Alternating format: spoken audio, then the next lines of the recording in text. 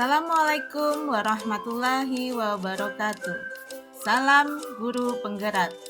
Perkenalkan, nama saya Jarwati SPDSD dari SDN 018 Anggana, calon guru penggerak Angkatan 9 Kabupaten Kutai Kartanegara, Kalimantan Timur.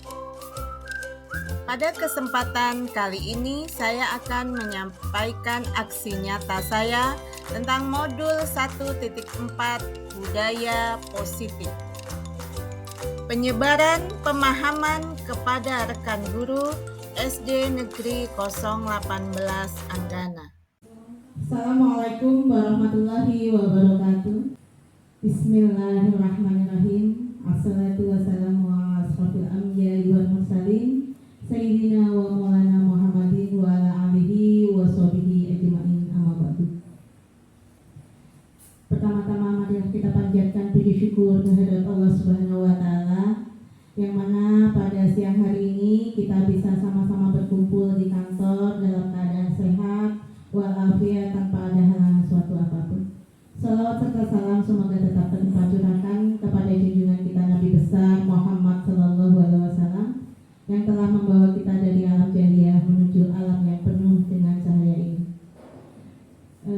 Bapak Ibu sekalian, saya ucapkan terima kasih. Saya berdiri di depan ini, Bapak Ibu, bukan berarti saya ini lebih pintar atau lebih hebat, tapi saya di sini sudah mendapatkan pembelajaran yaitu tentang modul yaitu budaya positif. Bapak Ibu sekalian, bila kita melihat yang disebut dengan budaya positif ini, yang terbesit dalam pikiran Bapak Ibu sekalian apa? Coba siapa yang mau menjawab? Ya, Bu. Terima kasih. Yang dimaksud budaya positif menurut sepengetahuan saya adalah perwujudan dari nilai-nilai universal yang diterapkan di sekolah. Terima kasih. Terima kasih Pak Ngadiman. Ya benar, budaya positif merupakan perwujudan dari nilai-nilai atau keyakinan universal yang diterapkan di sekolah. Budaya positif diawali dengan perubahan paradigma tentang teori kontrol. Nah, selama ini barangkali kita menganggap adalah sebagai guru bisa menyetir atau mengontrol anak didik kita. Nah, dalam budaya positif ini dibagi ada 6, yaitu yang pertama adalah perubahan paradigma stimulus respon. Yang kedua, konsep disiplin positif. Yang ketiga, keyakinan kelas. Yang keempat yaitu penumbuhan 5 kebutuhan dasar manusia. Yang kelima, 5 posisi kontrol, dan yang terakhir yaitu 6 segitiga restitusi. Nah, dari yang pertama yaitu perubahan paradigma stimulus respon, itu kesadaran akan paradigma yang ada sangat penting untuk menyadari bahwa pendekatan stimulus respon cenderung melihat perilaku seseorang sebagai reaksi langsung terhadap rangsangan eksternal. Hal ini memimpikan bahwa individu tidak memiliki kendali penuh atas tindakan mereka dan cenderung merespon situasi dengan cara terprogram memahami bahwa terdapat alternatif lain, yaitu pendekatan teori kontrol merupakan langkah awal penting karena paradigma stimulus respon memberikan pemahaman yang dampaknya pada saat itu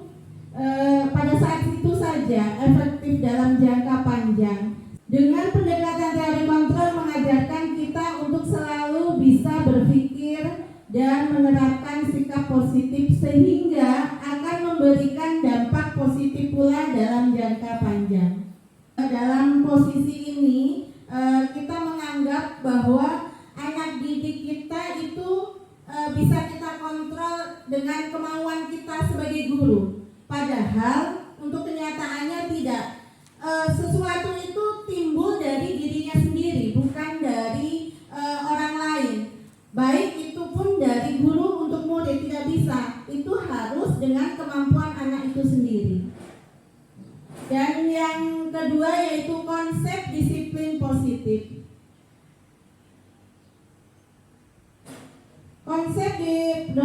Konsep disiplin positif adalah menumbuhkan disiplin yang didorong dalam diri anak tanpa hukuman dan hadiah. Nah, di sini tadi sudah dijelaskan bahwa semuanya itu tidak bisa kita sebagai guru untuk mengontrol, tetap sesuai dengan kemauan anak didik itu sendiri. Guru biasanya memberikan hadiah atau apa, nah anak kadang dia bersemangat untuk apa yang kita mau, tapi setelah kita berhenti untuk memberikan hadiah ataupun piagam untuk anak-anak itu atau hukuman, kadang anak kembali lagi dia sesuai dengan kemauannya itu sendiri. Yang ketiga yaitu keyakinan kelas. Nah, ini sangat penting Bapak Ibu dalam kita untuk dalam pembelajaran di kelas. Sebelum kita mengadakan kegiatan di kelas, kita di sini harus membuat keyakinan kelas, di mana antara guru dan murid itu membuat keyakinan kelas yang mudah dipahami oleh anak. Maka peran pembelajaran di kelas akan berjalan. Selanjutnya yaitu penumbuhan 5 kebutuhan dasar, yaitu terdapat 5 kebutuhan dasar, yaitu kebutuhan fisiologis, kebutuhan akan rasa aman, kebutuhan akan rasa memiliki dan kasih sayang, kebutuhan akan penghargaan, dan kebutuhan akan kualitas diri.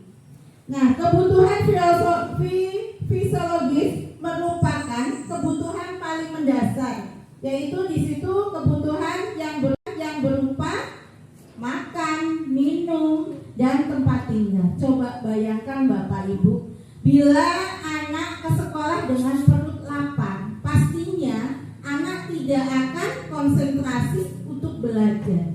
Jadi maka kebutuhan akan fisiologis ini sangat penting buat anak kita. Selanjutnya 5 posisi kontrol. Nah Bapak Ibu, untuk 5 posisi kontrol tersebut adalah penghukum, pembuat rasa bersalah, teman, guru sebagai temannya, ini langsung guru sebagai pemantau, dan guru sebagai manajer.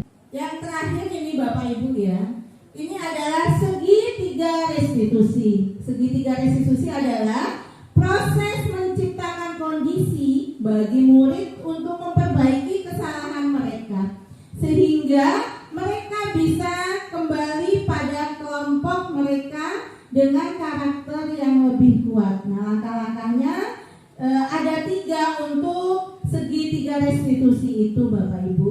Yang pertama yaitu menstabilkan identitas, yang kedua validasi tindakan yang salah, yang terakhir yaitu menanyakan keyakinan kelas. Nah, di sini Bapak Ibu, untuk segitiga restitusi ini sangat bagus digunakan dalam kita menegur anak-anak kita bila membuat kesalahan. Tapi dengan segitiga restitusi ini kita tidak langsung dengan menghukum anak, tapi di situ kita menanyakan apa alasan mereka melakukan tindakan-tindakan tersebut, dan kita akan menanyakan kepada anak yang terakhir itu keyakinan kelas yang mana yang sudah kita setujui. Makanya dari semua ini dalam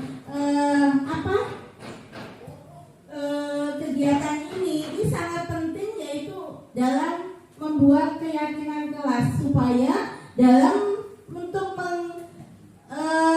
menyelesaikan masalah di masalah-masalah anak yang terjadi di dalam kelas itu kita bisa menggunakan segitiga restitusi.